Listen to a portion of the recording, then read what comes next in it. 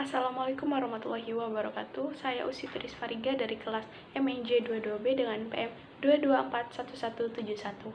Di video kali ini saya akan menjelaskan materi mengenai manajemen piutang. Pengertian manajemen piutang. Manajemen piutang adalah proses perencanaan, pelaksanaan, dan pengawasan fungsi akuntansi dan keuangan dalam sebuah organisasi. Tujuan utamanya adalah untuk memastikan bahwa informasi keuangan dan akuntansi dihasilkan, disimpan, dan dikelola dengan baik, sehingga dapat digunakan untuk pengambilan keputusan yang bijak dan pemantauan kesehatan keuangan perusahaan. Berikut adalah penjelasan rinci tentang manajemen akuntansi. Tujuan manajemen piutang. Manajemen akuntansi memiliki tujuan dan fungsi yang krusial dalam sebuah organisasi. Berikut adalah penjelasan rinci mengenai tujuan manajemen akuntansi. Tujuan manajemen piutang adalah pengambilan keputusan yang bijak. Tujuan utama manajemen akuntansi adalah menyediakan informasi yang diperlukan bagi para pemimpin organisasi untuk mengambil keputusan yang baik. Informasi keuangan dan akuntansi membantu dalam memahami kinerja keuangan dan operasional perusahaan. Pemantauan kinerja adalah tujuan lainnya memungkinkan pemantauan kinerja perusahaan dengan informasi yang akurat. Manajemen dapat memantau sejauh mana pencapaian target, mengidentifikasi penyimpangan, dan mengambil tindakan korektif jika diperlukan. Lalu ada perencanaan keuangan. Manajemen piutang membantu dalam merencanakan keuangan jangka pendek dan jangka panjang. Ini termasuk membuat anggaran, merencanakan investasi, dan mengevaluasi opsi pembiayaan. Ada pengungkapan kepada pihak luar, yakni laporan keuangan yang dihasilkan oleh manajemen piutang adalah alat penting untuk mengungkapkan informasi keuangan perusahaan kepada pemegang saham, investor, pemberi pinjaman, dan pihak-pihak eksternal lainnya. Lalu ada kepatuhan hukum. Manajemen piutang bertanggung jawab untuk memastikan perusahaan setiap mematuhi regulasi dan peraturan keuangan yang berlaku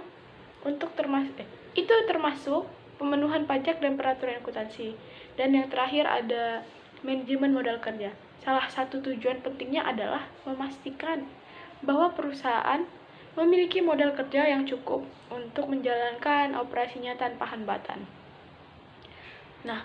Lalu ada fungsi manajemen piutang. Yang pertama yakni ada pencatatan transaksi. Manajemen akuntansi bertanggung jawab untuk mencatat semua transaksi keuangan perusahaan, termasuk penjualan, pembelian, gaji, dan lainnya. Yang kedua yakni pengolahan data. Data keuangan yang terkumpul harus diolah menjadi informasi yang dapat digunakan untuk mengambil keputusan. Hal ini melibatkan analisis dan pengaturan data keuangan. Penyusutan laporan. Penyusutan laporan. Fungsi utama manajemen akuntansi adalah menyusun laporan keuangan seperti neraca, laporan laba rugi, dan laporan arus kas yang memberikan gambaran kesehatan keuangan perusahaan. Yang keempat ada pemantauan anggaran. Manajemen akuntansi membantu dalam pemantauan anggaran perusahaan, membandingkan hasil aktual dengan anggaran, dan mengidentifikasi penyimpangan. Lalu ada yang keenam yakni manajemen pajak. Ini mencakup perhitungan dan pelaporan pajak serta perencanaan pajak agar perusahaan dapat meminimalkan kewajiban pajak secara legal. Yang ketujuh yakni perencanaan investasi. Manajemen akuntansi membantu dalam mengevaluasi proyek-proyek investasi baru dan mengidentifikasi proyek yang layak dari segi finansial. Yang kedelapan yakni audit. Manajemen akuntansi mendukung proses audit internal dan eksternal dengan memberikan akses ke data dan laporan yang diperlukan. Yang kesembilan ada evaluasi kinerja. Manajemen akuntansi juga digunakan untuk mengevaluasi kinerja staf akuntansi dan tim akuntansi serta memberikan umpan balik untuk perbaikan. Yang ke-10 ada manajemen utang. Ini melibatkan pengelolaan utang perusahaan, memutuskan opsi pembiayaan yang paling efisien, dan mengelola kewajiban keuangan.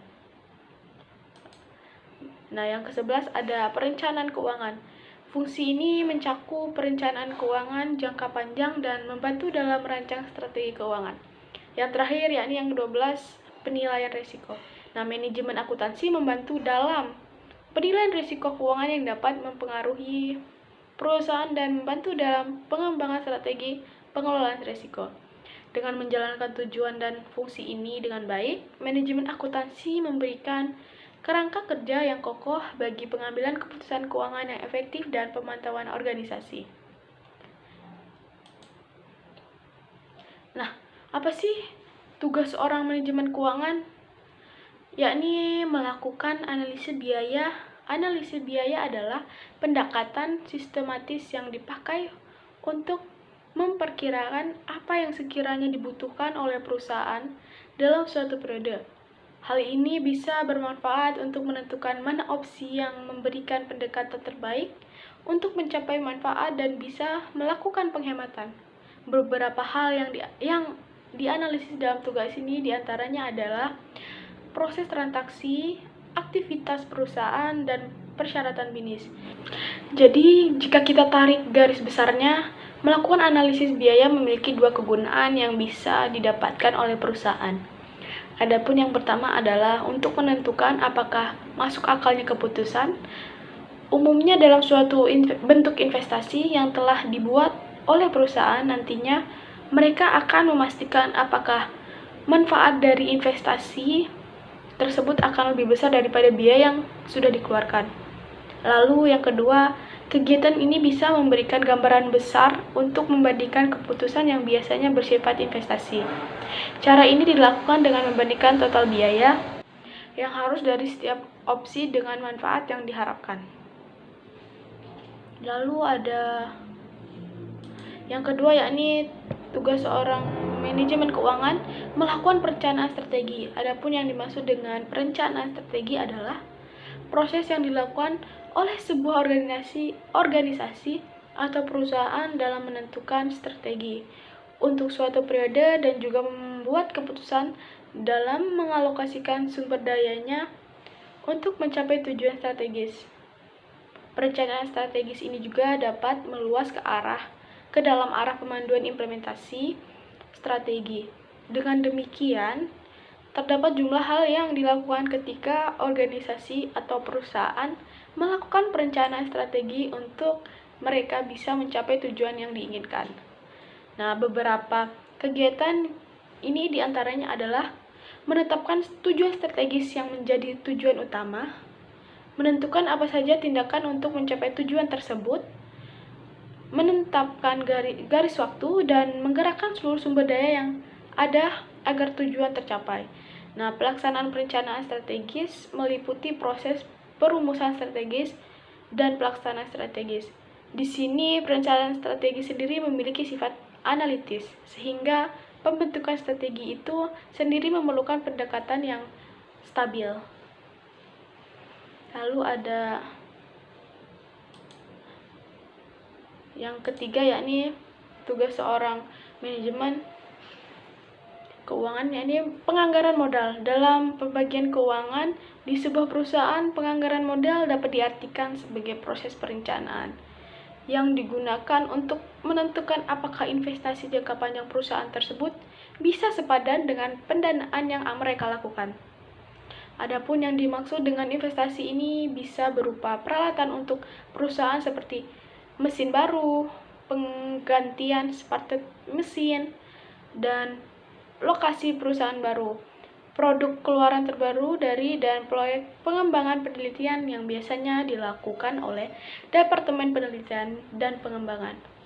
Dengan ini, mereka akan mempertimbangkan terkait utang, ekuitas tabungan perusahaan bisa membuat mereka meraih keuntungan, serta meningkatkan nilai perusahaan dengan melakukan investasi.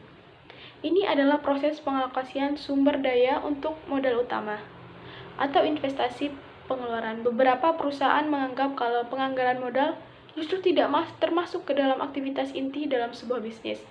Ini dikarenakan aktivitas ini bukan merupakan bagian dari model pendapatan besar, jenis perusahaan, atau jumlah definisi dalam hal tersebut. Metode akuntansi manajemen yang paling umum digunakan yang pertama yakni Gross Pen Constant Ratio atau GPK.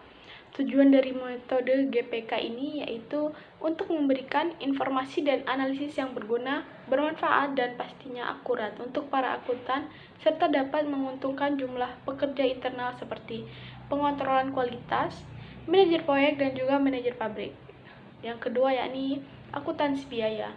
Berlawanan dengan GPK yang sebelumnya kita bahas, akuntansi biaya menggunakan rasio yang disebut dengan efisiensi.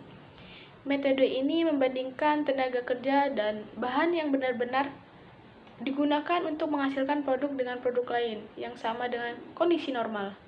Yang ketiga yakni akuntansi konsumsi sumber daya. Keberadaan teori akuntansi konsumsi sumber daya ini dianggap menggambarkan pendekatan akuntansi manajemen yang dinamis, terintegrasi, dan komprehensif, lalu mampu menyediakan informasi pendukung keputusan bagi manajemen untuk perusahaan. Sekian video dari saya. Jika ada kata atau kalimat dalam penyampaian materi tersebut, saya mohon maaf. Saya ucapkan terima kasih. Wassalamualaikum warahmatullahi wabarakatuh.